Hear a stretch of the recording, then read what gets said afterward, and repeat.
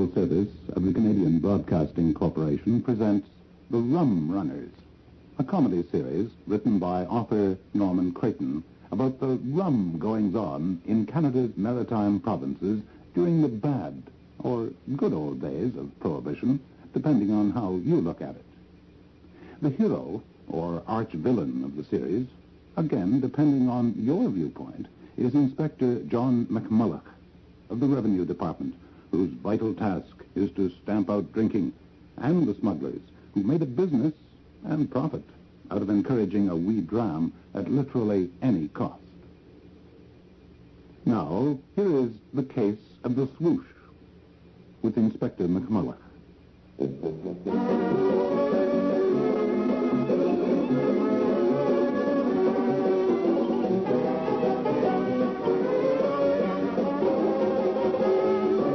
like you to listen to a very unusual phenomenon, something you seldom hear these days, the quiet of the countryside.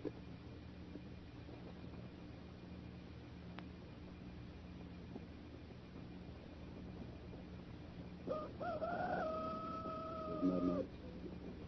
No motor cars, no tractors, no bulldozers, backhoes, or blaring transistor radios.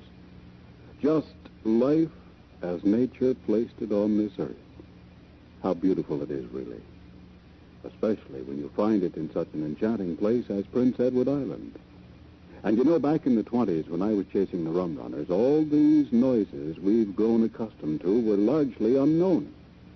And Prince Edward Island, cradled in the blue waters of the Gulf, enjoyed a special immunity. Serene, unhurried, surrounded by the verdant, rolling potato fields, the islanders experienced none of the strains and distractions that beset us today. It was a peaceful life, untroubled, no problems. Ma, look, one of the little pigs has a black nose. Look. Oh, like sake, child, get that pig out of my parlor. His nose is black, too. Take it back to the barn. And his tail's black, too, see? I told you to take it back to its mother. The parlor is no fit place for little pigs, and I've just finished dusting. Oh, I must straighten that antimacassar. I want to show them to all the people when they come this afternoon. Babe, they are not coming here to see a little pig. Now, please, show a little sense of what is right and proper. Can't I show him to Mrs. McKay? No. Oh, Ma, he's so cuddly. You are not bringing a pig to the party this afternoon. But he'll liven things up. I know he will. That bunch of old hens. They never talk about anything interesting. I beg your pardon. What did you say just then, young lady? It's going to be so awful dull. They're all so old. It looks to me as if it's time you learn to behave yourself like a grown-up, civilized human being, and this afternoon will be a very good chance to start practicing. And what about the butter? Have you finished churning? I'll do it. The sandwiches are to be made with fresh butter. Now, remember, fresh butter. None of that rancid butter out of the crock. This is a very special occasion. Did you finish polishing the silver spoons? Yeah, they're all laid out on the sideboard. Good. I still think he livened things up. Oh, now who is this calling? Now, babe, take that little pig out to the barn. Okay. And when you go through the kitchen, peek into the oven with you and see if the cake's done. Yes, Grampy, what is it? The reporters haven't come yet, Grampy. Just you be patient now. Yes, hello. Oh, Reverend Simpson, I'm so glad you called. Yes, that's right. He's celebrating his 100th birthday. Isn't it wonderful? We are so proud. Just a minute, Reverend Simpson. What is it, Grampy? Not yet, Grampy, not yet. They'll be here. Reverend Simpson, I hope you'll excuse the interruption. I was just telling... Oh, you heard me. Yes, we are having a big cake, and the girls from the Institute have a surprise for him. And there'll be a delegation from Division, and many of his old friends from the Lodge, of course. And then we are also expecting a visit from the Van Boskirks. You know the Van Boskirks? of Charlottetown. They're quite close friends of the Lieutenant Governor. Well, I hope you do. And please ask Mrs. Simpson to come, too. Thank you, Reverend Simpson. I'll surely tell him. Goodbye for now. Yes, Grampy. Who is that calling? Reverend Mr. Simpson. Oh, the punch is not here yet. Not yet. They'll be Hey. along. Don't you tire yourself Where's now. my present? We have several presents for you. Huh? Lots of them. Look. We'll be Over here on the side. till I there. get a look, see. Lots of parcels, all tied up in white tissue paper and pink ribbon for Where's you to open. my present? Right there in front of you. All these. I don't see it. Don't see what, dear? There's no bottle here. Bottle? I don't see any rum. Oh, now, Grampy, you didn't think we were going to give you Yes. rum. This is my birthday.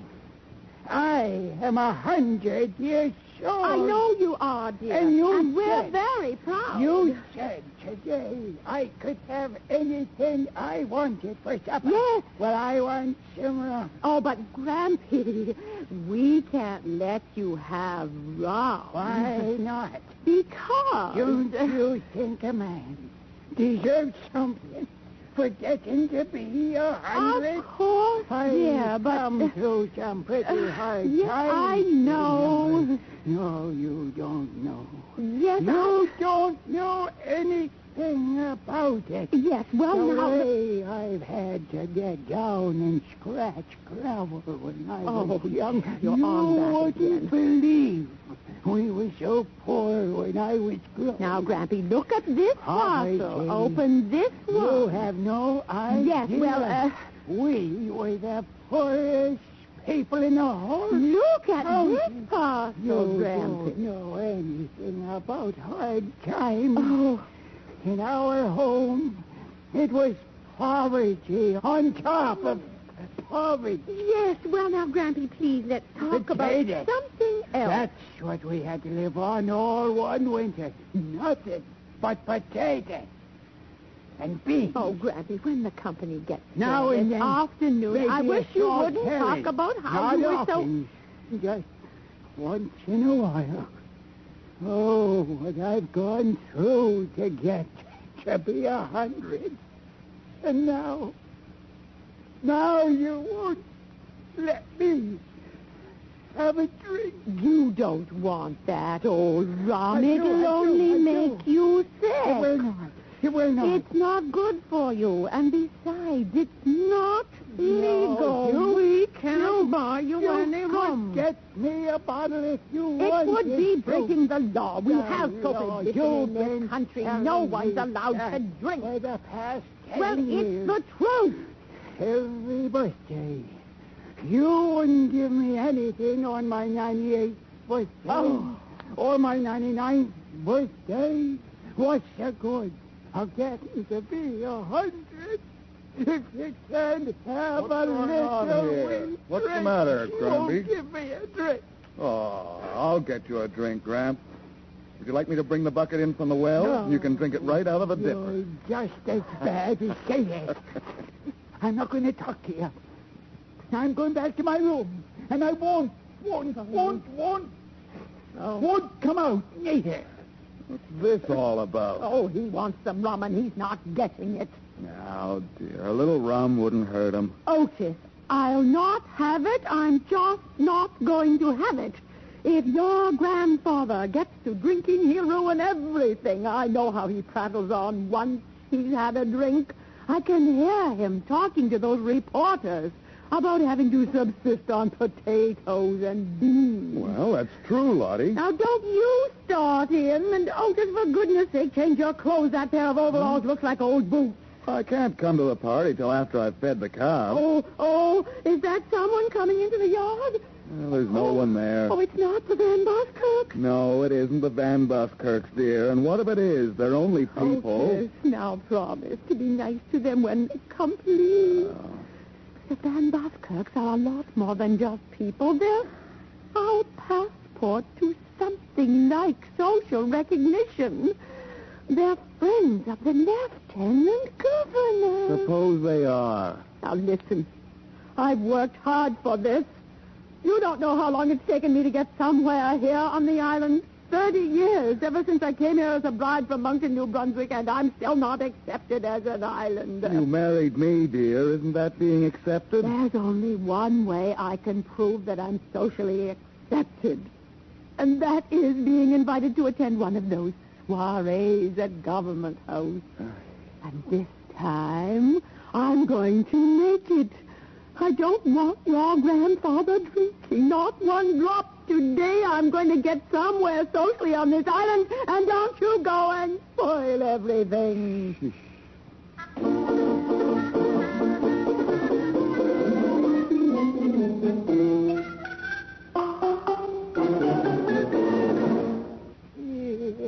Fellas can't have no fun at all anymore.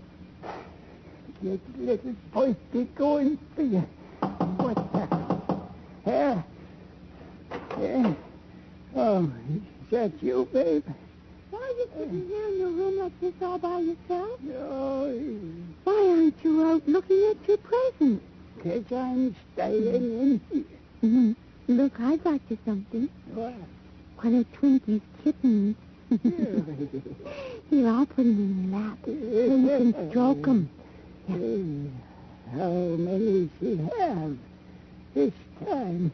3. 3. Yeah. Know where she's got them? In under that haystack in the barnyard. Look, his nose is pink and so are his toes. See? And his eyes. Sweet. You can bite, too. Grampy, all the guests will be here pretty soon. Aren't you coming out to meet them? What's the good of a party like that?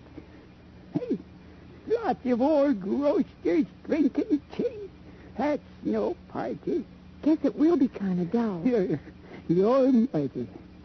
She wants you to be one of those society shindigs with the best linen nappies. And people sitting around holding on to hats. Little cup and saucer wiggling on their knees. Half afraid to... Mom would only let me bring one of the little pigs in. That'd get them going. Better than drinking tea. Oh, but she won't. There you go. Nobody let you have any fun in this your world. You get a chance at a little sunshine, and somebody's always waiting, dragged in behind a spruce tree under a dark cloud when it's raining. That way, all through life. Grampy, are you really 100 years old? Yeah. Born in 1830. Oh. I was in Charlottetown the day the Fathers of Confederation rowed ashore from their ship out there in the harbor in a little dory. I saw them with my own eyes. Really? Of course, I didn't know who they were. Just some big wigs, coming to Charlottetown. Nobody bothered about them very much, because there was a traveling circus in town that day. Oh. I remember that circus. It was a wonderful circus. Guess we was more interested in the circus than we was in the Fathers of Confederation. Circuses must be a lot of fun. Elephants and kangaroos and hippopotamuses. That's what we need for your party. Some animals. Like that little pig. And do you think she'd let me bring in one of Twinkie's kittens? I doubt it. Cats is funny things. Yeah. You'd think Twinkie'd have her kittens in the house where it's nice and warm, but she went underneath that haystack, and I found them on top of a little keg. Yeah. Crazy place to have kittens. Under a haystack. Yeah. What you say, child? A keg? Yeah. A keg? Yeah. Keg? Yeah, keg. Hidden under It's a little keg, about so big. Anything printed on it? Oh, there's only one word I could make out. Yeah? Said Jamaica. Jamaica. Yeah? And it's empty. No, it seems to be full of water or something. You can hear it sloshing around inside. Water? Yeah. Water from Jamaica. Mm-hmm. Babe, you don't know what you've uncovered. You are going to make my birthday the happiest day. What was that, Gladys? Gracie? I want to do something funny. What? Listen careful. You take that little keg Yeah? and put it on the wheelbarrow Okay. and wheel it across the yard to the tool shed. Yes?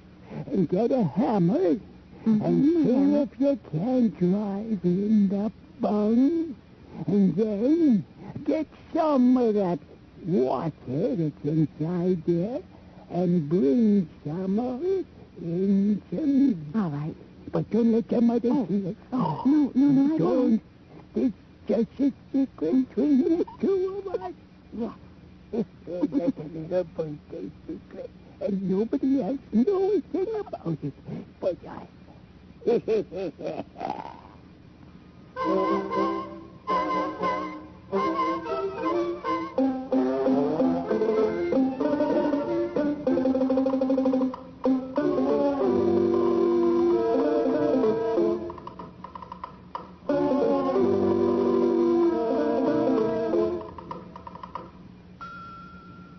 There. I've finished ironing your father's shirt. Now, babe, if you're through with the turning, I'd like to...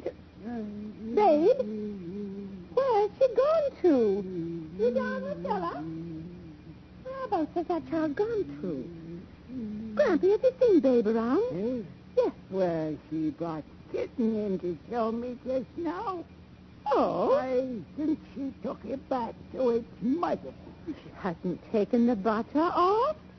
I don't know if she's even finished turning. Let's see what it looks like.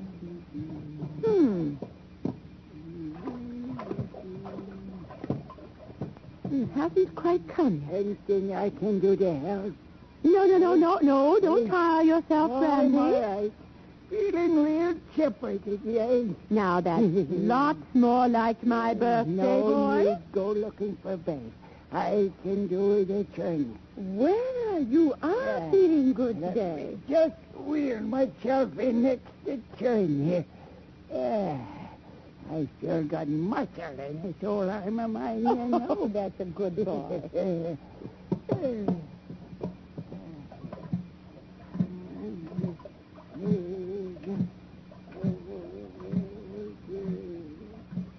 Lottie, you want some more kindling? Kindling? No, there's plenty of kindling in the wood box. Now, here's a shirt. I just finished ironing. It's your best white shirt with the cufflinks. And soon as I iron the collar, I'll take it upstairs. Lottie, do I have to wear those high collars? They hurt my neck. You can stand it for one afternoon. You put in too much starch. It sticks into my chin. Keeps your head up.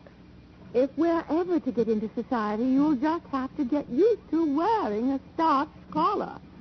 Now, that's all there is to it. Wretched things. Now, don't you dare appear at the party without your collar on. Is that someone coming into the yard? I don't see anyone. I thought I heard a car turning in the driveway. Just Babe out there fooling around it. Now, what's she doing around that haystack? I told her to keep away from there. There's kittens out there under the haystack, that's all. Just kittens. Well, what's she doing with that little keg on the wheelbarrow? Little keg? Where? Otis, where did that keg come from? I don't know, dear. Just kittens is all. Now, come away from the window. Ain't nothing there. Otis, look.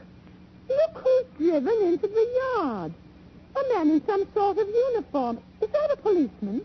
Oh, What's mercy. going on out there? It's only kittens, Lottie. Nothing's going on. Just kittens. It's more than kittens. Otis, go out and see what that man is doing. Yes, dear. Ask him what he... Otis, whereabouts are you? Now, where's he running off upstairs? I want to know what's going on out there. Yes? Come in. Excuse me. Yes? Who is it? I don't usually enter people's houses carrying a keg of rum, but under the Oh. circumstances... Did you say rum? Oh, yes, madam. Rum. Jamaica rum. Oh, I did the best I could, but he came along and took it away from me. Babe! Grampy, what have you been up to? Well, madam, I think perhaps I should introduce myself. I'm from the Department of National Revenue. Yes? Well, a few days ago, one of our revenue cutters was on the tail of a rum boat in St. Pierre. Now, we chased her in here, right into the bay, but before we could board her, she threw her cargo overboard, and the kegs drifted ashore, some of them on the beach. Oh, my goody gracious. Well, now, please understand me. I'm not bringing any charge against you. Oh. We don't know who hid this keg out there under the haystack. I think I do. Well, be that as it may, madam, I happened to be driving by and noticed a little girl here lifting this keg onto the wheelbarrow, and my job now is simply to smash the head in and empty the contents down your kitchen sink. No. Have you a hammer, please? There's an axe over here by the wood. You're good. not going to empty it, all of it. Oh, yes, every last drop. You couldn't. Oh, no. Couldn't I fill up this glass? No, Well, I'm sorry. Well, how about this egg cup? No. You are being very cruel. Here, Inspector. Here's the axe. Thank you. Proceed to your duty, Inspector. I intend to if you'll just stand aside. Grampy, you know rum's against the law. Now to empty it into your sink. I don't want to spill it on your floor. Spill it. Officer, I'm so glad you got here when you did. You have no idea how grateful I am. Well, it's all in a day's work, madam. Trying to keep the country dry and law-abiding. Oh, dear. Is that someone turning in the driveway? I hope it isn't the Van Boss Creek. Officer, would you excuse me, please? I'm expecting... Certainly. Well, that's that. I'm sorry, Grampy. Oh, and as for you, little girl, I'm assuming that you were unaware of the contents of this cage? I knew what was inside.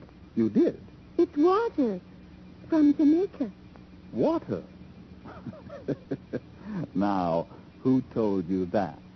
And I think you're the meanest man I ever saw, stealing that water away from Grampy when he needed a drink so bad. Well, I'm only doing my duty, young lady. Well, I just hope somebody does their duty to you when you get to be 100.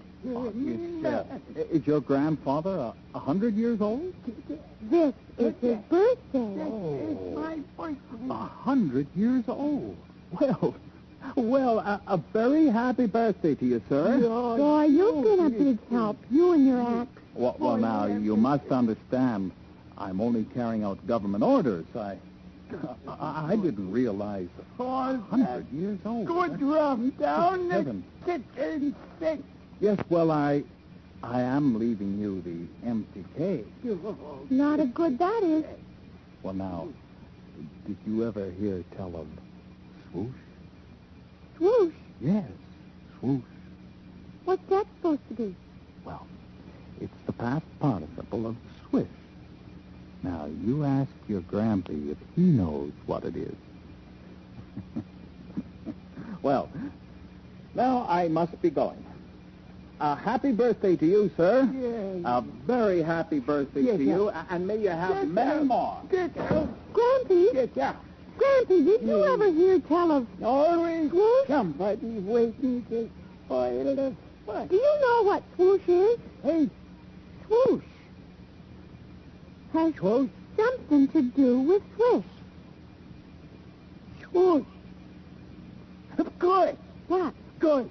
He left the empty cage. What's Hurry, that got to do? before your mother gets back. Bring the tea kettle. Yeah. Bring the tea kettle. Is the water hot? Hey, well, bring it. That's fine. Then pour that boiling water into this keg. All right. Come on now. Oh, careful, don't spill none. That's it. All of it now. Now, swish it around like this. Yeah? That's it. What's that supposed to do? It's making it swoosh. That's what it's doing. Oh. Now, hey, let me put my finger in. Taste it. What's it taste like? It's better than the straight stuff. It's even stronger than what was in the barrel. Oh, shit. The best part. It's right in the wood. And it'll make almost a gallon. Oh. Is that your mother coming? Oh, I don't know. We got to hide it somewhere before she comes. Well, where? Where we put it? Hey, where we... I know. I don't know. I know where we put it. Into the churn. Oh, is it? Quick, empty it in the churn. Just wait till I get it covered up. Well, I empty it right in on top of the buttermilk and the butter and everything. Right on top. Yeah. Come on, hurry up before she comes. Okay. Careful. Oh. Let's get the cover back on. Careful now. Oh, there. Now, that should make a wonderful butter. You better not let her taste It won't. Safe now. Just needs to be churned. Officer? It's safe I'd like now. to thank you again. Oh. Where's the officer? He left. Oh. A fine man, too. He got admired. His coming men when they carry out their duties like that. Well, I'm glad you feel that way about it, Grampy. I do. I feel real good about it now that it's all over and done. Well, we'll just try to forget it ever happened and have a happy birthday. That's exactly the way I feel too. Well, how's the butter coming? Fine. Just fine. Been churning away. Must be almost done. Yeah. And it's the best butter. And the best buttermilk that was ever made on this farm. Oh. And that's it. It's my birthday. I'm claiming the whole thing for myself. Now, Grampy, you can't make a whole big crock full of butter. You'll be surprised at what I Well, can if do. you think you can. And nobody else is going Now, to get let's a drop of it. Next thing is the sandwiches. I'll make them, Mom. You can go and get dressed. Well, remember now, put lots of fresh butter on, won't you? I want those sandwiches to be extra good. I'll put lots of butter on. Yeah, I'll see to that, Lottie. Plenty of good, fresh butter. You know, I'd almost swear there was something going on here between you two, but I just can't seem to put my finger on it. Well, I'll tell you what's going on. I am celebrating my 100th birthday, and she's gonna be a Lulu. She's going to be a humdinger.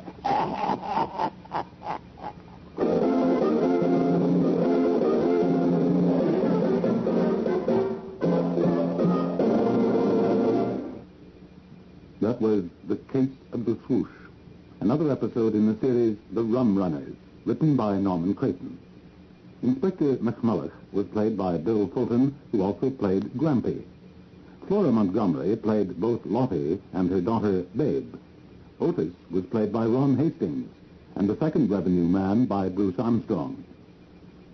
The musical score was arranged and conducted by David Woods.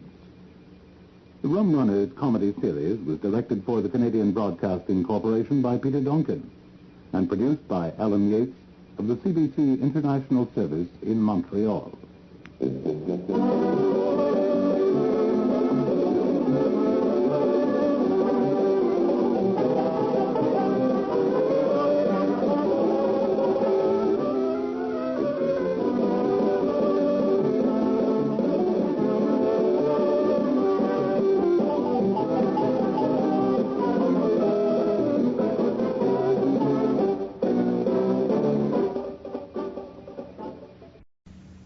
National Service of the Canadian Broadcasting Corporation presents The Rum Runners, a comedy series written by author Norman Creighton about the rum goings-on in Canada's maritime provinces during the bad or good old days of Prohibition, depending on how you look at it. The hero, or arch-villain of the series, again depending on your viewpoint, is Inspector John McMulloch of the Revenue Department, whose vital task is to stamp out drinking, and the smugglers who made a business and profit out of encouraging a wee dram at literally any cost. Now, here is the case of the Lunenburg Charmer with Inspector McMulloch.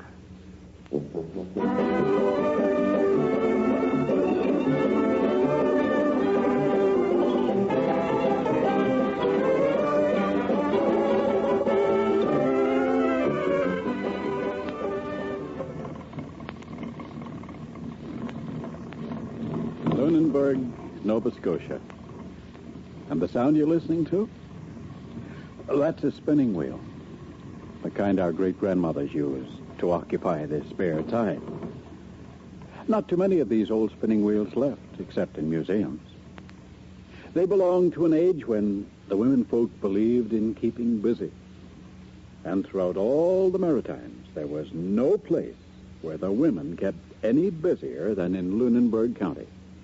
Even as late as the 1920s, when I was chasing the Rum Runners as a preventive officer, the whir of the spinning wheel could be heard in the occasional farmhouse in rural Lunenburg, where the old ways were still cherished, and they turned out some pretty remarkable work.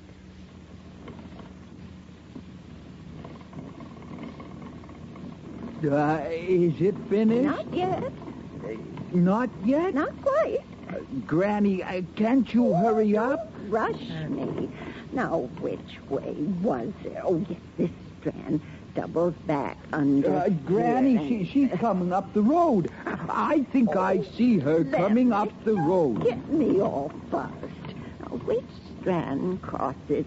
Oh, yes, it's this one. Hurry, Granny. Hurry, spin. I'm hurrying. I'm hurrying. She's coming. Oh, give me time, child. Give me time. But you've been working on it for such a long while. You've been spinning for months. It must be ready now. There's a whole ball of it there you've spun. Yes, it's this final thread you're to use.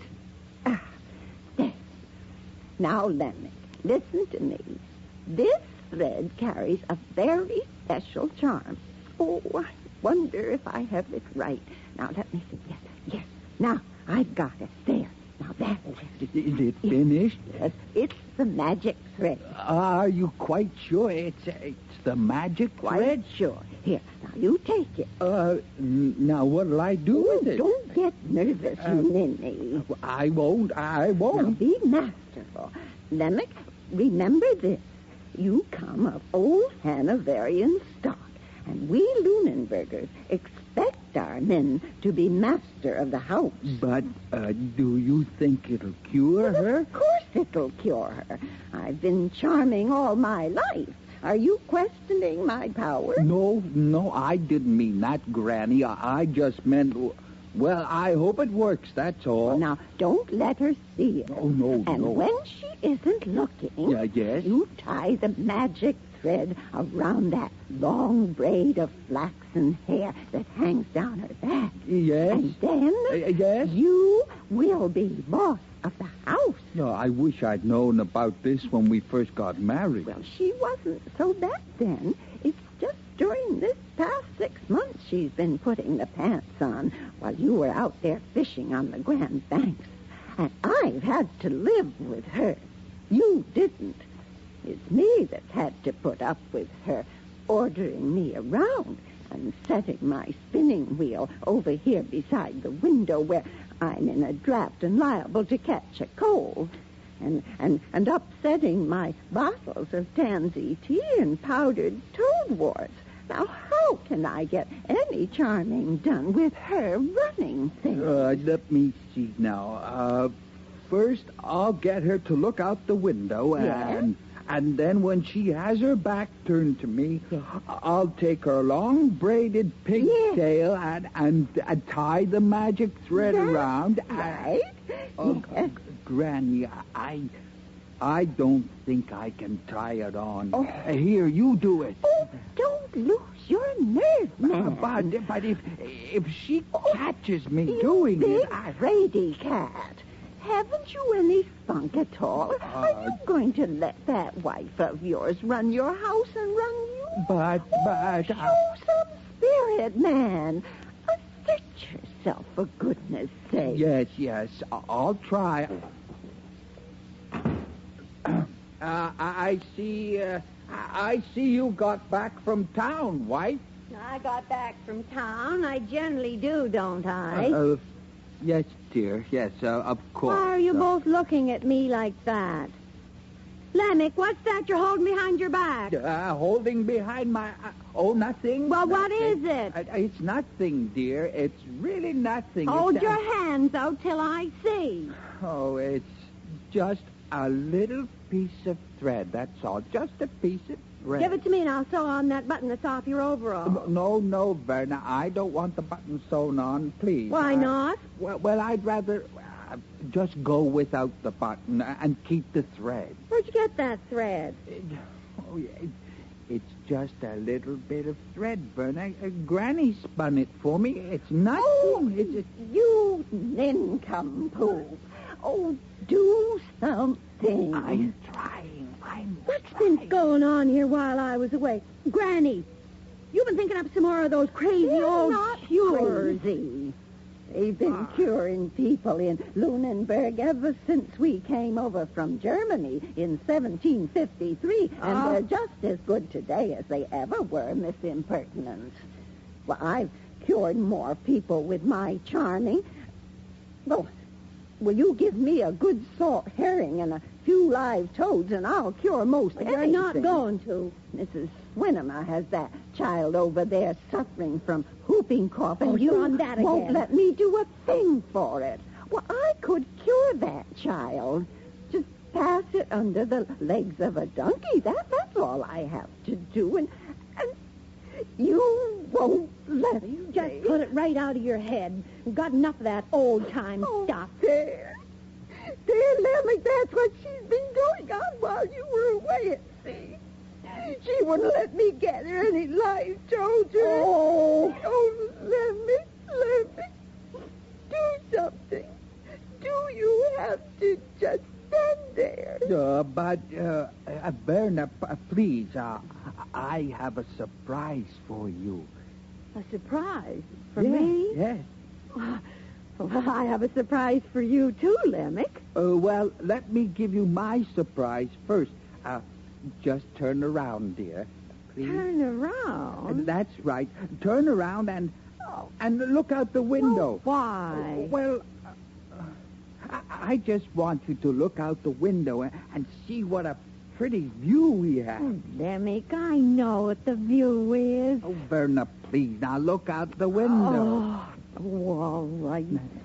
Now, isn't that a beautiful view with the green grass going right down to the rocky beach and the fish head and the gray fish flakes and the deep blue water and the light blue of the sky?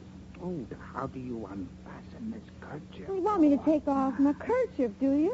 Just keep looking out the window, dear. Well, there now. Look out there. the window. My kerchief's off. And how do you like my surprise? Your pigtail. What's happened to your pigtail? I had it cut off while I was in Chester. Cut off? Bobbed. That's what they call it. Just the way the movie stars are doing it in Hollywood. Bob? Mary Miles Minter and Norma Talmadge and Mary Pickford and all the big stars. They're having their hair bobbed. Oh, whoopee! It's all the rage. Do you like it? But where do I tie on the Granny? Granny, what do I do with the magic thread? Granny, just some more of your nonsense. Oh, you stupid man. You could have so easily cured her. Sure me. Now, you listen to me, Lamech. If you think I'm... Magic thread. Oh, I've got a good mind to smash that old spinning wheel. Lamech's away at sea. Who milks the cows and looks after the oxen, I'd like to know. I think I deserve a little fun for a change. I'm tired of you all talking at work. I won't say anything.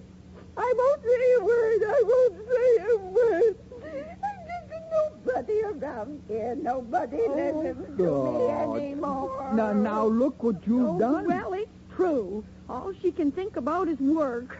I'm fed up with it, and I'm fed up with the way she bosses you around. Lamech, haven't you got any gumption? Can't you stand on your own 2 feet instead of letting her keep your nose to the grindstone all the time? Why you don't stop long enough to even notice what your wife is wearing? I have on lipstick.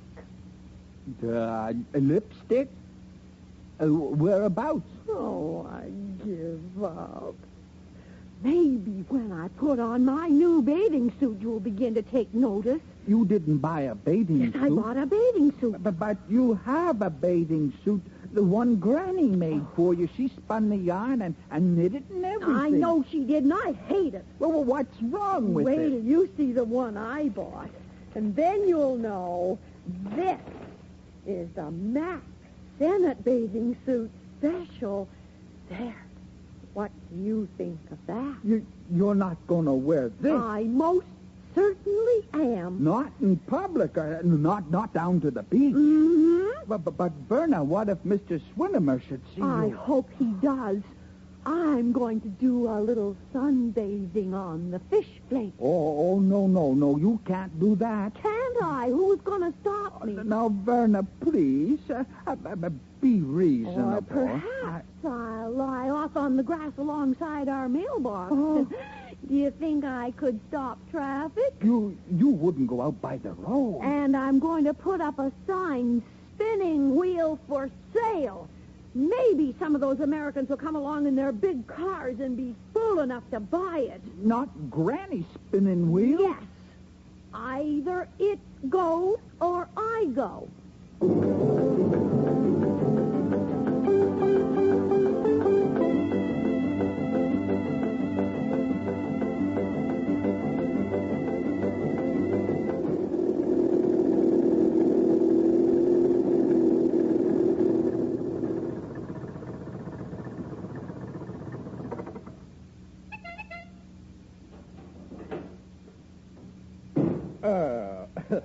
Pardon me, Miss? Yes? Do you mind if I take a picture of you with my new box camera? Why, no, if you'd like to. This is such a pastoral scene. The old spinning wheel and the young, bathing beauty. Yes, I don't think I've seen anything quite so charming in a long while. Oh, thank you. Thank you. If you would just stand beside the spinning wheel and bend over a little as if you...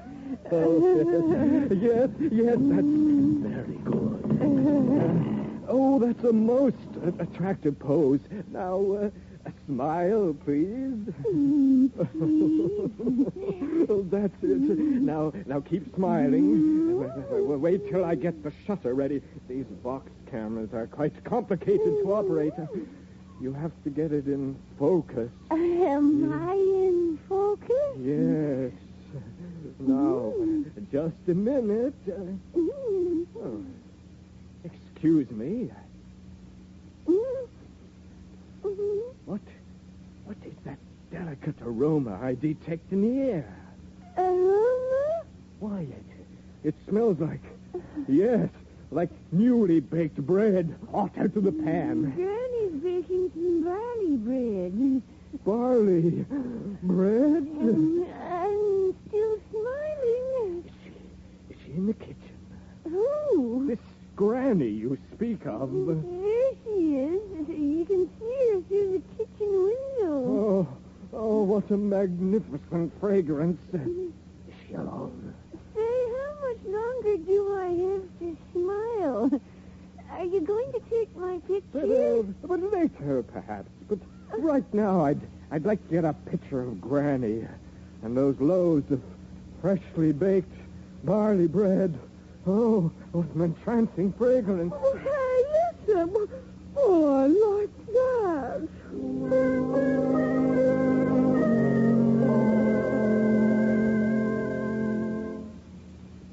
Who was that? A man wanted to take my picture. Oh, did he? Yes, he did.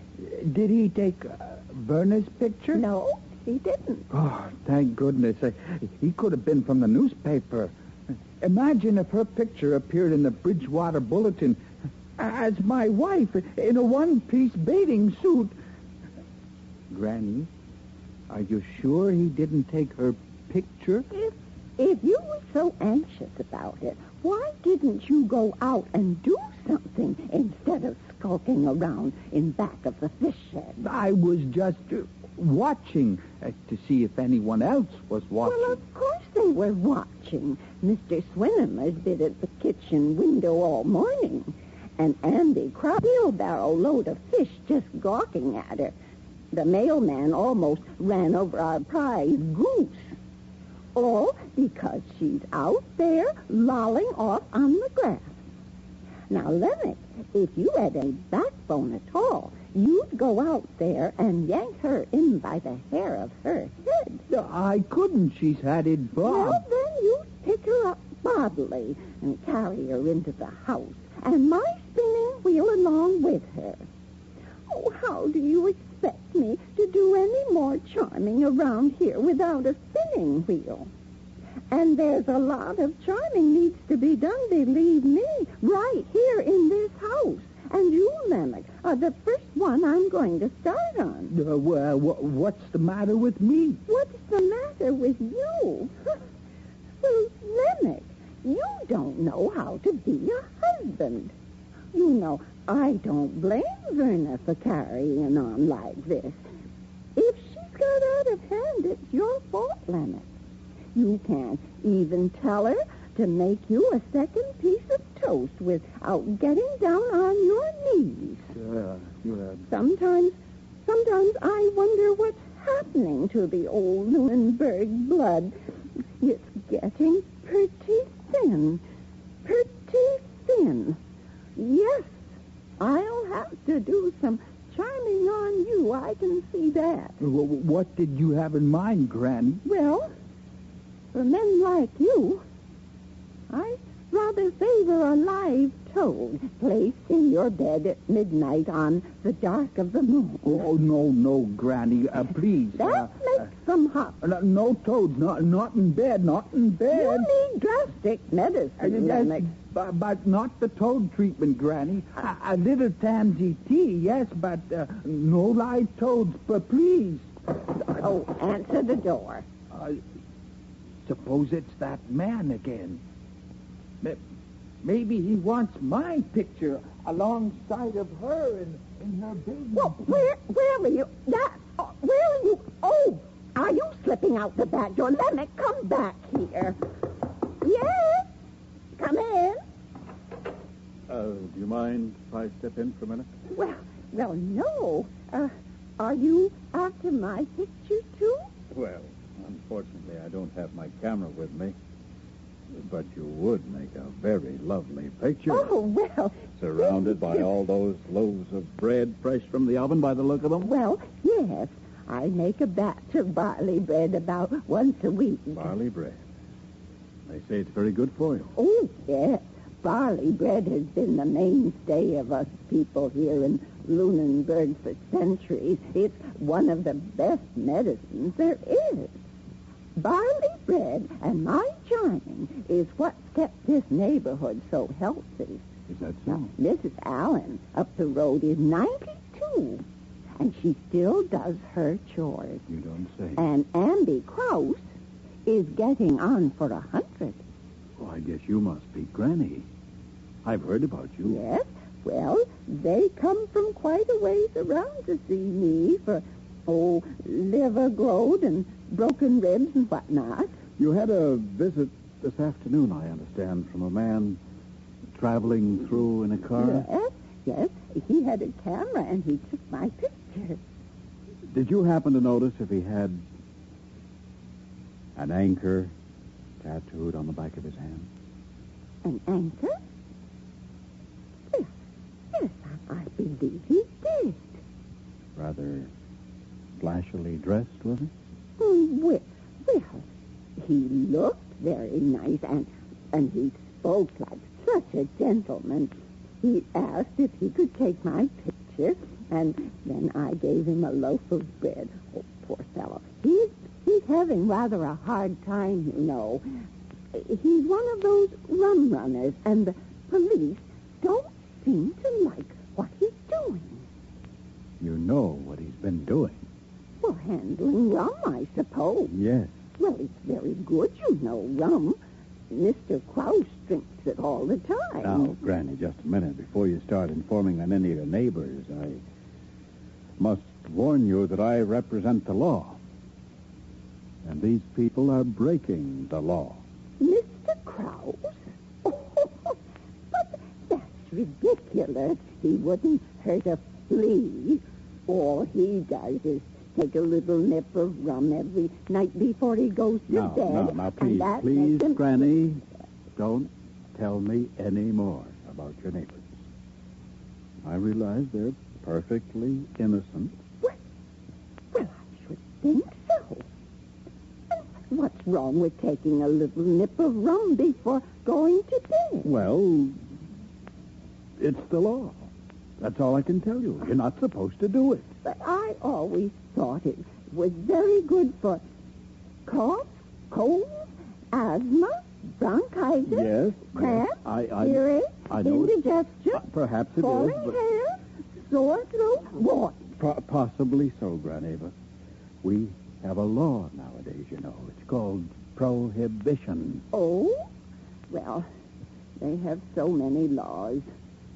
Some people even think I'm breaking the law, giving people tansy tea. No, But Granny. it's all free, you know. No. I never charge anyone for my medicine. The Lunenburg Charmers never did that. It was just to help the neighbors. Now, these doctors they have nowadays, they charge for their medicine. I don't know quite why, but they do. I suppose it's the modern way of doing things. I'm sure no one would want to see you put in jail, Granny. Oh. But tell me about this man. What was he looking for? Well, he wanted my picture. That's understandable. Anything else? Well, no. I gave him the loaf of barley bread and... Oh, yes. When I came to wrap it up in a sheet of newspaper, I tied it with a bit of magic thread I've been spinning. Magic thread. Yes, and he seemed very interested, especially when I told him about the secret cave. What's this? The secret cave, you know, where I obtain the gossamer I use in spinning my magic thread. Granny, where is this secret cave? Well, it's in the Half Moon Cove, 2 coves up beyond the lighthouse with the Pebble Beach. Oh, you'd never find it unless you knew it was there. Would this cave... Would it be big enough to store 50 or 100 kegs of rum? Oh, yes. You could put hundreds of kegs in it. Just as I thought. We're on the right track. What did you say? Nothing. Before the day is out, I think I'll have occasion to use this pair of magic handcuffs. Oh, I hope no one gets in trouble. Not any more than they deserve. Oh, good afternoon. I didn't know there was a gentleman in the house, or I would have... Verna, go get your clothes on. Put something decent on. I don't think the gentleman would mind seeing a girl in a modern bathing suit. No, that doesn't bother me at all. Well, thank you, Granny. Granny, you've been very helpful. Well, It's always a pleasure to talk to such a charming lady. Thank you. Goodbye now. Goodbye. There. Now, what a nice man. 2 nice men I've seen today. Didn't even look at me. No? The other man didn't take my picture or anything. But he took mine. He didn't take mine. Because you haven't learned, dear, how to make yourself attractive But I- to men. Had my new bathing suit on. That isn't what makes the men take notice. Supposed to. I read it in the movie mag. Oh, Verna, you believe everything you read? About the bathing suit and the lipstick, and I had my hair bobbed, and Lemick wouldn't even look at me. He keeps around the other side of the fish shed. Don't you worry. He's looking at you. He notices everything you do. Yes, but does he approve of You'll have to find that out yourself. But I can tell you this. He adores your salt cod and pork scraps. He does. And he thinks your hooked rugs are the prettiest in the whole county. He told you that. Well, didn't he allow you to dye his pants blue? So you'd have plenty of material to do the sky? Granny, how do I go about making myself irresistible? Irresistible? Yes. Well, in my day it was very simple. Oh. We girls were taught to sew and hook and cook and keep a clean house above all things.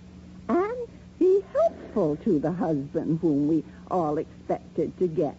And respect him as the head of the house. That makes you irresistible. Well, of course. Didn't you know that? Maybe I've been trying too hard the wrong way. Granny? What? Granny, here's your spinning wheel. Oh. I brought it back in the house for you. There. Thank you, Lemick. It's still working. Try it. Oh, I will. I will. And Verna, I want you to leave Granny's spinning wheel alone. If you don't mind. Very well, Lemick. If you say so, you're the boss. I am? Isn't that right, Granny? That's right, child. You're the boss. Yes. You mean I can give orders around here? And I'll try to carry them out, Lemick, the best I can. The boss. Yes. Gee, well, the first thing I want Yes. is a dish of spare ribs and sauerkraut for supper tonight. Oh, that's easy. And after supper, you can darn my socks. Yes, dear, of course. And if you run out of yarn, you can use some of Granny's magic. Oh.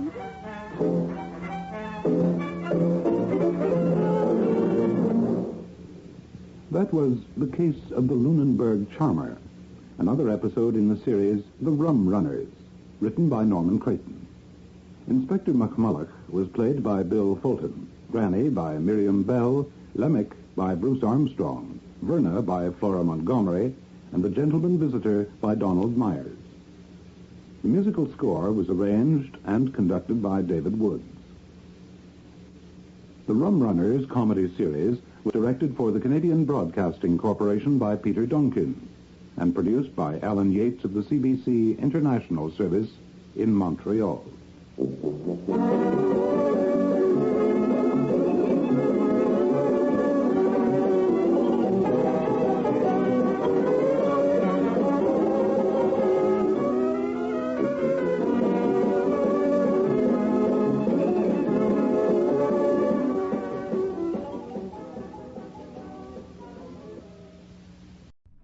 The International Service of the Canadian Broadcasting Corporation presents The Rum Runners, a comedy series written by author Norman Creighton about the rum goings-on in Canada's maritime provinces during the bad or good old days of Prohibition, depending on how you look at it. The hero, or arch-villain of the series, again depending on your viewpoint, is Inspector John McMulloch of the Revenue Department, whose vital task is to stamp out drinking, and the smugglers who made a business and profit out of encouraging a wee dram at literally any cost. Now, here is the case of the Lighthouse Bard, with Inspector McMulloch.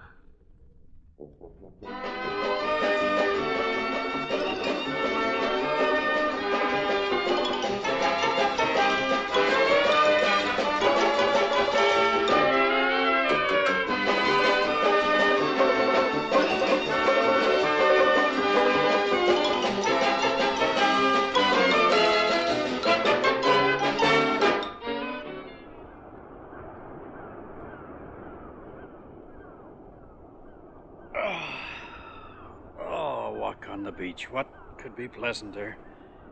Even on a foggy day like this, with music provided by the nearest lighthouse.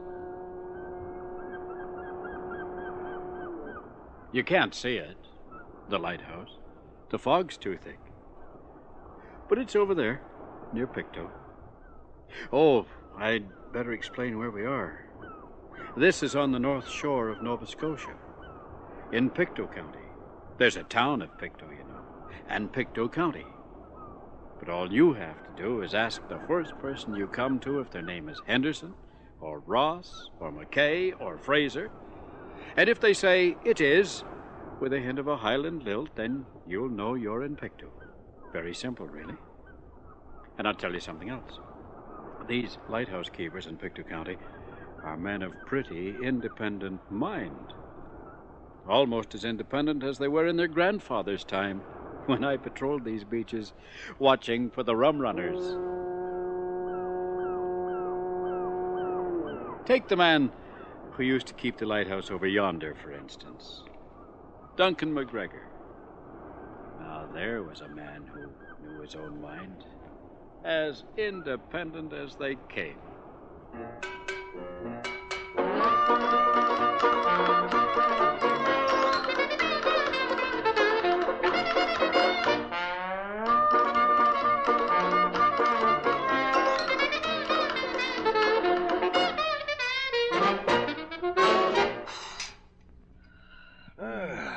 There now. I've had enough. Do you want some more tea, Duncan? No, no more tea. If you're finished, we shall conclude the meal. As soon as daughter returns to the table. Margaret, your father's about to offer thanks for the meal. Oh, she must have gone outside. Well, we'll not wait for her. Oh, do you want some more oatcakes, Duncan? No more oatcakes, woman. I've had quite sufficient. Now let us bow our heads. Lord, we thank thee for the bodily nourishment thou hast provided us this day. Bless it to our use, and keep us in the ways of right living and high thinking. Oh, amen. Well, now, are my rubber boots fit to go out and tend the nets? Oh, I put them to warm by the kitchen stove. They may not be ready yet.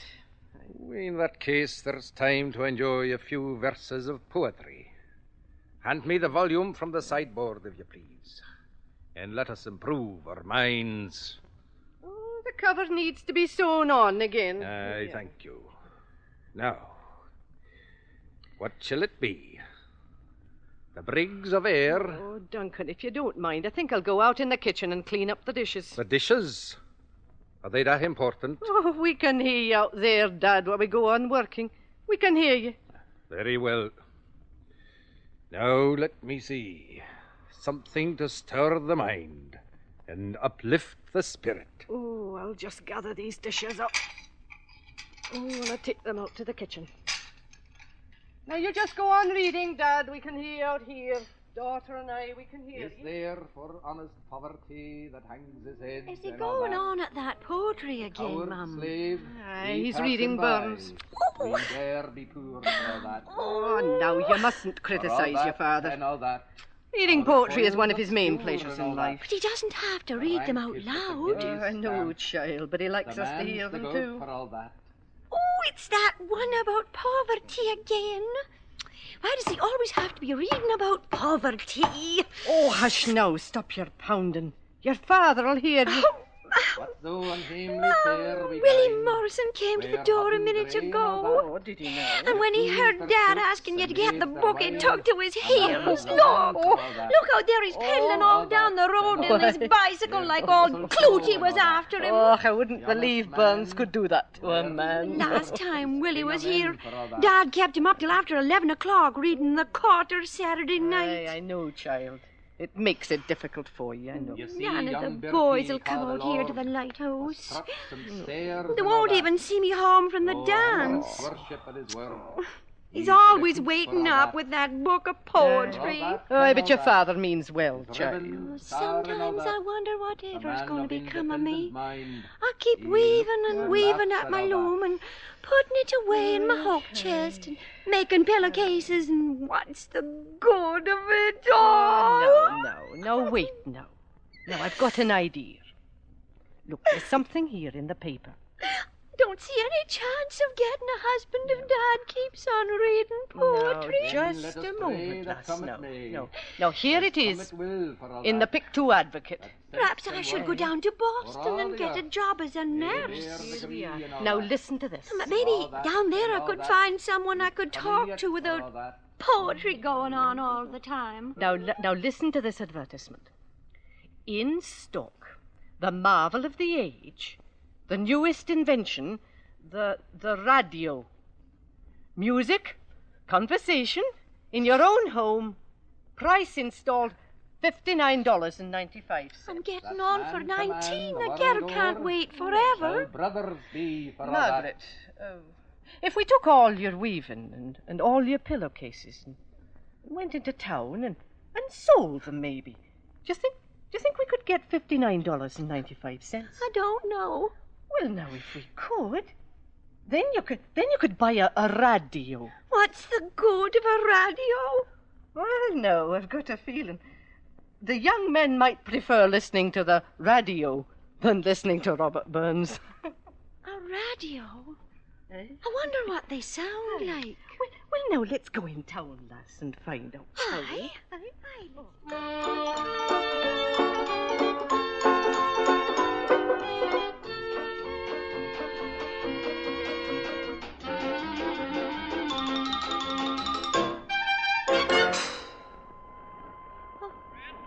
Listen to this message from the makers of Ivory Soap. There. It's squealing, Mum. It's squealing. Oh, I hear it. Oh, there's something alive in there. It's making a noise just like the man said. Aye, but it doesn't seem to be saying anything, though. He told us we'd have to wait till after sundown. Only works after dark. Oh, the sun's been down now for half an hour. Wait. Oh, Mum, I think I hear something now. I'm going to turn this little knob just a hair. You're listening to your Westinghouse station in Pittsburgh, KDKA. And now, ladies and gentlemen, from KDKA, a very special It's announcement. talking. Listen. Tonight, we bring you a ringside broadcast from the World's Heavyweight Boxing Championship between Jack Dempsey and George Carpentier, direct from Boyle's 30 Acres in Jersey City. Keep tuned, ladies and gentlemen, to yes, we will. KDKA for this thrilling event. And now, for your listening pleasure, we bring you Dave the Rave and his Colony Club Cotton Pickers Oh, in my. the latest dance tunes of the day. Music. It's music. Oh! It's just as good as the man said. Oh, it really works. Oh, Ma'am, I'm going to run over and tell Willie Morrison. I'm going to tell Dan Henderson and Hugh MacDonald and Neil McKinnon. Oh, they can all come and listen to the prize fight. Oh, hurry, child, before it begins. Oh, don't touch it, Mum. No. Till I get back. No. Don't touch Oh, no, I won't touch it. Oh, merciful heaven. Music coming from Pittsburgh. Duncan! Come and listen. Oh, hurry up, Duncan. What is this? What the devil's going on here? Woman, who let this bedlam loose in our kitchen? Oh, look, Duncan, we've got a radio. Well, stop it. Oh, it's from Pittsburgh, Duncan. It's coming from Pittsburgh. I said stop it. It's coming from Pittsburgh. How do you turn this off? Oh, How do you turn the infernal thing off? Duncan. There. Where did this thing come from? Oh, Margaret bought it in town. She bought it. Oh, now, Duncan. You mustn't be cross with the girl. She bought it with her own money. She sold all the tartans she's been weaving. What? Oh, and mind you, the man says we're the first ones in Pictou County to have a radio. She spent her weaving money on this? Oh, but Duncan, it works. You heard it. I heard it. And mind you, tonight the prize fight's coming on between Jack Dempsey and Carpentier. She's run over to tell Willie Morrison and Hugh MacDonald and There all is the to others. be no prize fight tonight in our kitchen. Oh, but Duncan, the girl's counting on it. That's why she bought the radio. So that the young men would come out to the lighthouse to listen. Oh, don't you understand? I understand. You see, the radio gives her a certain advantage over the other girls. You needn't explain, woman. I know exactly what's in your mind. The whole thing is perfectly clear. It all started 5 years ago with those fly screens. What's the fly screens got to do with it? It started the day Mrs. Donald Ross put screens on her kitchen window to keep out the flies. I remember. You came home all full of it. You kept nagging at me until I had to buy fly screening and put it on our windows to keep the flies out. So we could let everybody know that we had fly screens on our windows. Well, don't you think it's a good thing to keep the flies out? That wasn't all. That was only the beginning. Oh. Then came the roller towel. Oh, well, what's wrong with the roller towels? We got along perfectly well without a roller towel until Mrs. Henderson installed one. Then there was nothing for it but we had to have a roller towel, too. And now it's to be this thing, a radio. Well, I'm putting my foot down. Oh, daughter's not doing it to brag on it, Dad. It's just she wants some company, that's all. Oh, you can't blame her for wanting company. You're training the girl in deceit. No, I'm not. Making out we're something we're not. Rating ourselves a little better than our neighbors, huh? And on the strength of a roller towel and a patent music box. It's a radio, Dad. It isn't a music box. You're setting a poor example, woman, encouraging this kind of thing. As the twig is bent, so is the tree inclined. Well, if we don't do something, how's daughter ever going to get a husband? It's a long ways out here to the lighthouse. Oh, she'll find a husband. How? Very simple. Just by being herself and not pretending to be something she is not. Oh, she's not pretending anything. We are judged by what we are, woman, not by what we'd like people to think we are. It's just as Bobby Burns said, the rank is but the guinea's stamp. The man's the goat for all that. Oh, I know, Dad. That's all very true. I but don't see like why... to boast, but all my life I've tried to play an honest game, to give an honest day's work. It's been a religion with me to do my job thoroughly. I've always given a wee bit more than I'm paid to do. They came after me to take over this lighthouse. I didn't go after them. If the girl would follow her father's example, there'd be boys coming out here courting her in droves. I know, Duncan. You're a fine, honest man, and the girl respects you for it, as I do myself. But still and all, there Let comes your a time light when you... so shine before... Who is that now? Oh, it's maybe one of the boys coming out to listen to the radio. Well, it's not to be turned on. Oh, Duncan. No argument, woman, none of that. Just for tonight? I've said what I've said. It's not to be turned on. Oh. Is anyone home? Oh. Might I come in? Oh, I was expecting someone else. Yes, of course. Please step in. Thank you. Thank you very kindly. Come in, sir, and sit yourself down. Our door is always open to the stranger. Thank you. Mr. MacGregor, I believe? Aye, that's correct. Yes, I have come, sir, to give thanks to you for that light that shines out so brightly across the water. Yes. You know, indeed. Well, as I rowed the jolly boat in from my vessel just now, my ship is anchored out there, sir, at the head of Pictou Harbor, I thought to myself, how wonderful it is that we have a warning and guide, such as this stout lighthouse, flashing out its welcome to the weary seafarer. That's the purpose of it, to help guide ships safely into port. Yes, well, I tried to explain that to my first mate, but, he doesn't trust even the beam from a lighthouse. Well, that's strange. What's he afraid of? Well, we carry a very precious cargo, madam. Oh? Yes.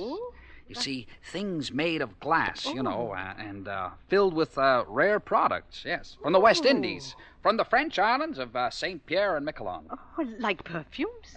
Yes, like perfumes, Aye. precisely, madam. A cargo that in many ways is both fragile and very risky. Oh, I hope you get it safely ashore.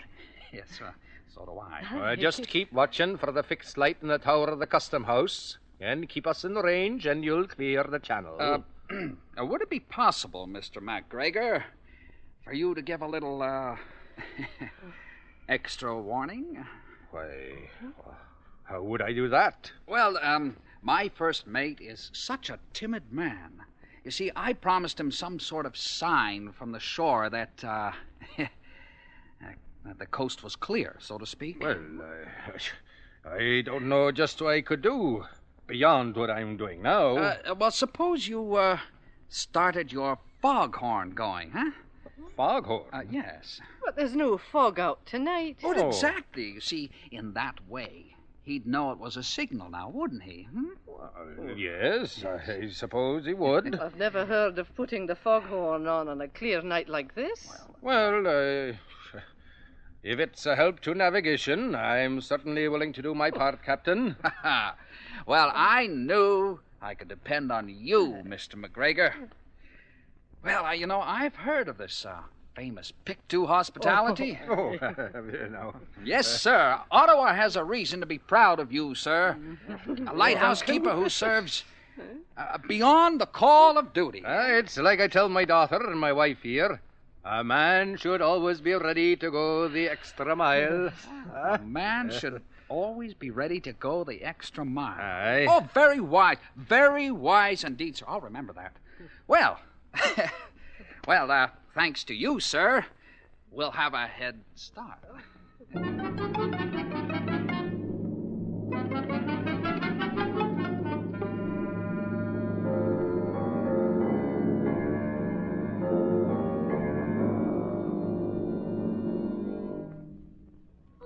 What's the matter with the poor wee thing? It's not working.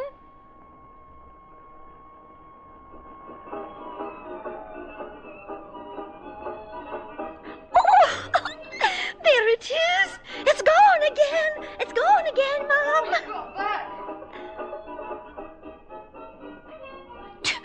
What'd you turn it off for? I didn't turn it off, child. Your father stopped it. Now, don't play with it. He might hear you. It's dancing music, You'll hear Mom. it, child. Now make it stop. Oh, it's the latest Now listen, ragtime. Margaret. After the prize fight, we'll have a dance. Margaret, turn it off. Turn it off. I'll have 4 young men to dance with me, Mum, all by myself. Stop it. There's Willie Morrison and Dan Henderson and Hugh MacDonald and Neil McKinnon. They're all coming over to listen to the radio. Don't turn it off, Mom. Don't. It mightn't come on again. I'm afraid it's not going to come on. Not the way your father feels. Oh, what's happened? He's taken a turn against it, child. He doesn't approve. Oh, you mean we won't be able to listen to the prize fight? No, I'm afraid not. Oh, but we've got to. We've got to, Mom. He's very firm, Margaret. Don't you cross him now. Oh, but I asked the boys all out to listen. Dan Henderson and Hugh MacDonald and Willie Morrison and Neil McKinnon, they're all coming out to hear the fight. Margaret. They're laying wagers on it. Oh, you'll just have to tell them. We can't listen to it tonight. Oh, I can't. No. I can't do that, Mom. After telling them about here in Pittsburgh and what it sounded like, they want to hear it too. I know. I want to hear it myself. I just couldn't tell them. No. Mom, I couldn't tell them the Dad wouldn't let me play it. I couldn't. Oh, Mom, I just couldn't do it. Oh, no, Margaret, What's going on here? No, child. What's all this hullabaloo? Oh, no. I invited them out to listen. Oh, she wants to play radio. There now. Let's now have any tears over this. Show a bit of character, girl. You got to learn to take disappointment in this life. I don't want to show any character. I want a husband. It's not that bad. We can entertain them in our own way. I'll read them something from Burns. Oh, and now it's the foghorn. We won't be able to hear anything with that thing blatting. What's the foghorn got to be going for? There's no fog out tonight. Oh, it's a signal to a vessel anchored offshore. Now there is an example of doing things for others, not thinking for your own pleasure. Your old dad, he had to get up with his rheumatics bothering him, aye, and hobble over to the light and turn on the foghorn. But I did it gladly. I didn't complain. No. Now listen, girl. If you'd put your mind to something like that, instead of squandering your money on useless toys, you'd have no trouble getting a husband. Dad, can't we listen to the prize fight? No. Please? You're to take that machine into town to whoever sold it to you and see if you can get your money back. And I want you to do it right now, this evening. Take it back. Go out and harness up the carriage. Oh, no, Dad, you can't do that. You can't ask her to take it back. It's the only way she'll ever learn, not to be taken in by some fast-talking salesman. What am I going to tell the boys when they get here? What am I going to tell them? Oh, Dad, how can you do that to the girl? Someone has to set the child an example, or she'll be taken in with this sort of trumpery all through her life. Radios. But, Duncan, Rag it works. Time music and prize fights. Now, let's hear no more about it, woman. Fetch me my volume of Burns, if you please. I think I'll read a little poetry.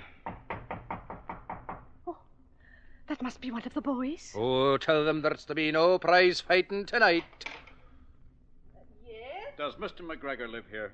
Oh, yes, come in. Duncan, someone to see you? Yes, sir. Come in. Mr. McGregor, I'm Inspector John McMullen. Oh, it's the inspector. Well, sir, you'll find everything in order. The reflector is polished. Oh, no, I'm not a lighthouse inspector. Oh? I'm a liquor inspector. And I'm just wondering why you've got that foghorn going. Well, He put it on to please a man who called in this evening. A very nice captain. And he asked Duncan as a special favor if he'd put the foghorn on too, to let his first mate know that it was perfectly safe to come in. He didn't explain to you that he was a rum runner? A rum runner? Of course. that man? One of the biggest operators in the business. Oh, my goodness. I was warning them. If you'll just step over to the window, you'll see their boats down there on the beach. Unloading cases of whiskey. I was letting them know it was safe to come in. Well, it's not quite as safe as they think it is. Thanks to our suspicions about your foghorn. My men are down there hiding in the bushes, waiting for them to land it all on the beach. Well, I must hurry back. Inspector, you won't report me to Ottawa. No, I won't say a word, Mr. McGregor. You've been a great help. Oh, what have I done? Oh, just imagine. What have I done? Oh, rum runners. If Ottawa ever hears about this... Oh, Jenny, what have I done? My reputation is ruined. Oh, you didn't mean to help them. Consorting with criminals. Using government property for illicit purposes. Oh, I'll never hear the end of it. Come, Duncan, it's not that bad. And me setting myself up as such a model for the daughter to be following. Oh, pride goeth before destruction, and a haughty spirit before a fall. I'll never say another bragging word the rest of my life. Oh, no, Dad, you mustn't take on so. You won't tell anyone, will you? Well, you know I wouldn't do that. Has daughter come back? Not yet. Well, turn on the radio. She'll think you're letting her keep it. Oh, I don't suppose it's any more wicked than the milling frolics we used to go to. Oh. You haven't forgotten? No, lass. No. I haven't forgotten. Oh. Well, one thing leads to another, you know. Aye. And maybe it'll be the same with radio. Oh, turn it on, woman. Oh, Duncan. You don't have to.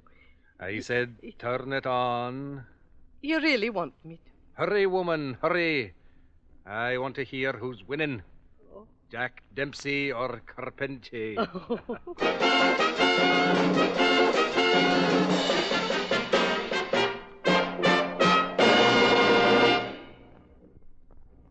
That was The Case of the Lighthouse Bard, another episode in the series The Rum Runners, written by Norman Creighton. Inspector McMulloch was played by Bill Fulton, Duncan by Joseph Rutten, Jen by Joan Ornstein, Margaret by Flora Montgomery, and Pete by Bruce Armstrong. The musical score was arranged and conducted by David Woods. The Rum Runners was directed for the Canadian Broadcasting Corporation by Peter Donkin and produced by Alan Yates of the CBC International Service in Montreal.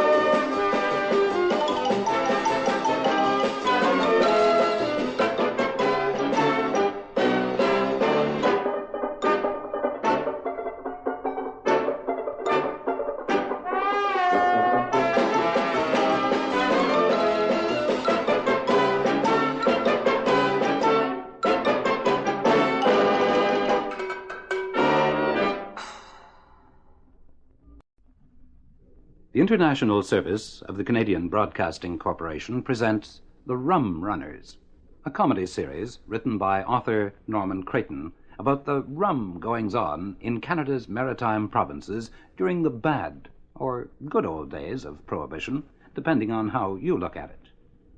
The hero, or arch-villain of the series, again depending on your viewpoint, is Inspector John McMulloch of the Revenue Department, whose vital task is to stamp out drinking, and the smugglers who made a business and profit out of encouraging a wee dram at literally any cost.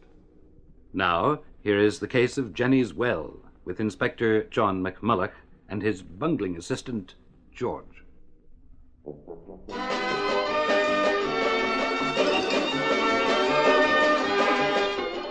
Crazy words, crazy tune.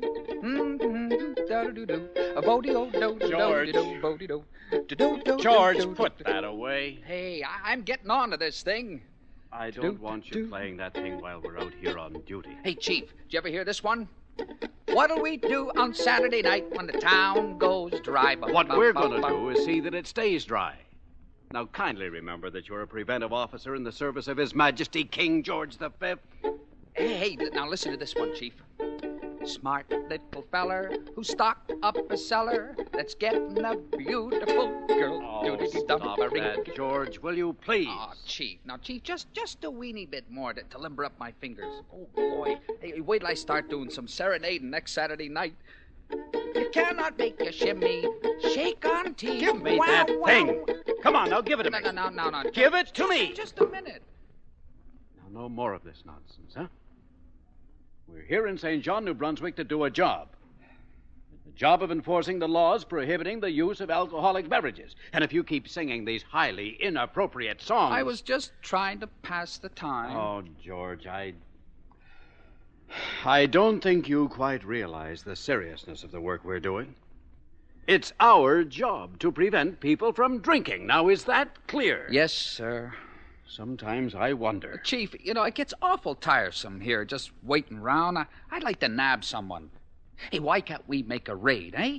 Now, there's a lot of blind pigs down along the waterfront on City Road and Hilliard Street. Now, why can't we make a raid? Now, don't be impatient. Your time will come. Oh, I'd like to break up some bottles of champagne and smash the ends in on some kegs of rum and... All right. We will. Just contain yourself. Oh, boy, I can hardly wait.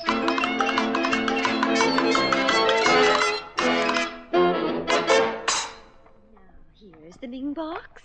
Yes, let's see now. The bamboos. Oh, where's the south wind? Oh, yes. Ma, can I play? No, dear. Don't call me Ma. Ma, can I shake the little ball? Barbara, put that down. And don't call me Ma. I've told you you're never ever to play with the mahjong set. Now, where's the red dragon? Are you planning to have another mahjong party? Yes, dear. I've invited the Arnolds to come over for a game. Johnny Arnold? His mother lets him play with the mahjong set. Maybe so, but I don't want you playing with this. Now go outside and play. Can't I just watch you play? Oh, for a minute. Make sure all the seasons are here. What's to be the topic of conversation tonight? Her ancestors or yours? I don't talk about my family. Not if Edith has a chance to talk about hers. I know. I think I'll go out for a walk. You're coming right back? In a little while. I want you to be here when they arrive. How far are you going? Oh, up around Fort Howe. Fort Howe? Yes? Arthur, that's where you must be getting all the mud you've been tracking into the house lately. I wondered where it was coming from. Do you have to take your walk up around Fort Howe? Couldn't you just take a nice walk over to King Square? I prefer the view at Fort Howe, dear. Oh. It's very pleasant up there. Away from it all. How do you mean? Away from what? Oh, you're out of the hurly-burly, high above the city, looking out over the harbor, with the Digby boat coming in. And then, I always enjoy stopping by at Jenny's Well. You mean the old public well? Is it still there? Oh, yes. I wouldn't think the water in that old well could be fit to drink. Oh, my, yes, that, the water at Jenny's Well is the most sparkling, the most uplifting in St. John. One of the finest things your ancestors ever did, dear, was to dig that old public well. My ancestors never dug any well. Well, somebody did, dear. And they say it goes back to the time of the original settlers, when the Loyalists first got here. When was it? 1783? Oh, I suppose it is an old Loyalist well. I hadn't thought of that. I give your ancestors all honor, dear. When it comes to Jenny's Well, they build it better than they knew. Oh, Arthur, I'm rather touched. I've never heard you speak of the Loyalists with such feeling. Barbara, do stop that. Johnny Arnold plays with his mother's mahjong set. Oh, we do things differently in our house. This set cost $25. It's more fun over at the Arnold's. Now, where's my rubbers? I won't go tracking any more mud into the house. Oh, Arthur, before you go. Yes, dear? There's something I'd like to ask you. How long have you known Jeff Arnold? Jeff Arnold? Oh, we went to school together. But do you know anything about his family?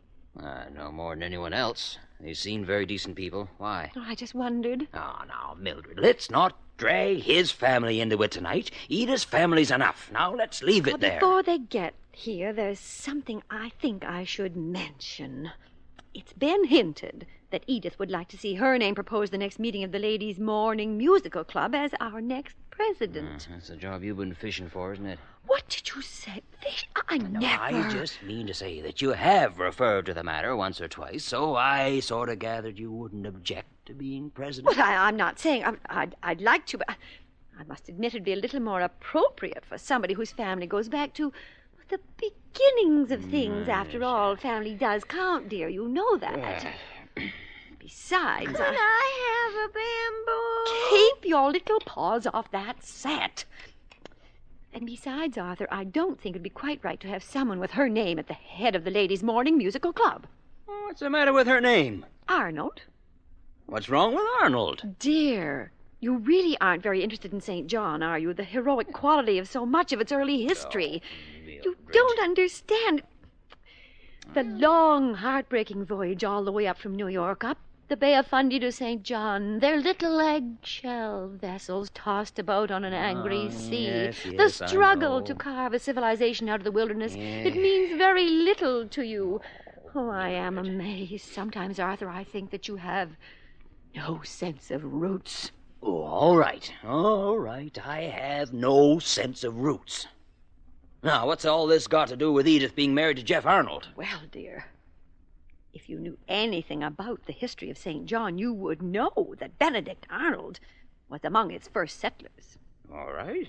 He was a loyalist? He was not a loyalist. He came over to our side? Benedict Arnold was originally with the revolutionists. Then he turned traitor. I don't like turncoats, and I never did like Benedict Arnold. And I quite sympathize with the people here in St. John. They made an effigy of him and burned it right on his doorstep. I think he deserved it. Can I have the red Stop dragon? touching those pieces. Put it back. Look, Barbara, would you go outside and play? Please. Look, just go outside and see if you can find Johnny. We're busy here. Oh, no.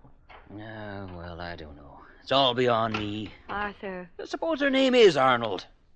These things do mean something. You're far too casual about them. I'm trying to bring Barbara up to respect the traditions we have here in St. John, and I wish you'd cooperate. I never saw anything wrong with Jeff Arnold. I'm not saying there's anything wrong with him. I just say it's unfortunate that his name happens to be Arnold. And you think this disqualifies Edith from serving as president of the Ladies' Morning Musical Club? Well, I think my qualifications are perhaps a little bit more.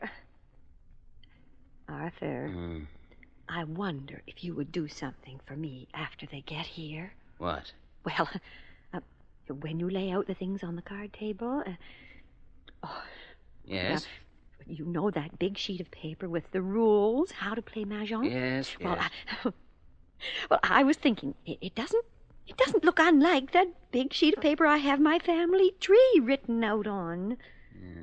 And you were thinking... Oh, well, Arthur, I know it's a bit of a subterfuge, but it'd be a perfectly natural mistake. You'd like me to lay out your family tree instead of the game's rules. Here it is.